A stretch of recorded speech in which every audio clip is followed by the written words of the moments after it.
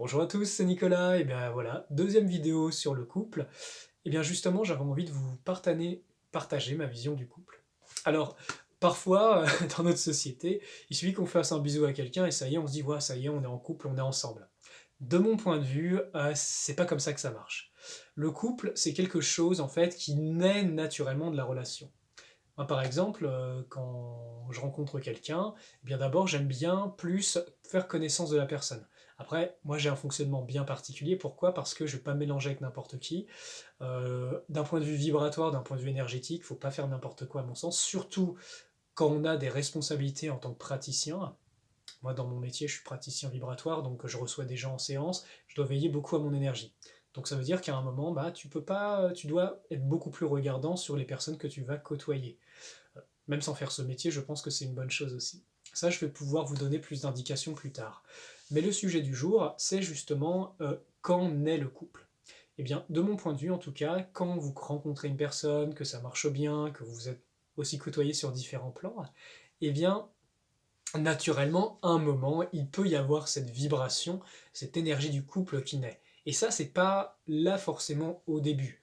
Et c'est assez normal parce que vous avez besoin de vous connaître, vous avez besoin de voir qui est la personne, si elle est fiable, si elle est honnête, si elle est intègre, si elle est fidèle. Vous voyez ce genre de choses. Et naturellement, quand il y a des bases humaines suffisamment bien posées et que la relation de confiance et la vraie relation même vibratoire qui se fait entre les deux êtres se crée, naturellement, vous voyez, il va y avoir comme la graine du couple qui va commencer à germer et pouf, à donner une fleur. Et à ce moment-là, il y a comme une forme, vous savez, je parlais du flux de vie dans la première vidéo, il y a cette forme d'énergie qui fait pousser justement cette graine et qui lui permet de développer différents pétales. Des pétales que vous allez partager ensemble, que vous allez faire grandir. Et vous voyez, l'énergie couple, c'est une énergie commune, qui est aussi la résultante des deux énergies qui se rencontrent et qui se subliment. Et c'est là de ce qui est beau quand justement bah, vous commencez à vraiment, vous savez, grandir la relation, avancer dans les bons moments comme dans les moments difficiles, eh bien il y a vraiment cette vibration qui croît, qui naît, qui grandit, et que vous ne pouvez pas rencontrer quand vous enchaînez les relations, quand simplement vous consommez. C'est pas quelque chose que vous pourrez accéder. Donc là où j'ai envie d'en venir, c'est justement le fait de pouvoir se mettre en couple, de s'engager. Je parle pas de se mettre la bague au doigt, mais simplement se dire ouais, bah tiens, je vais avancer avec cette personne. Ça demande des qualités humaines, ça demande aussi une force d'engagement, ça demande de ne pas avoir peur, et ça demande d'accepter de faire croître à l'extérieur, mais à l'intérieur de soi, cette réunification homme-femme.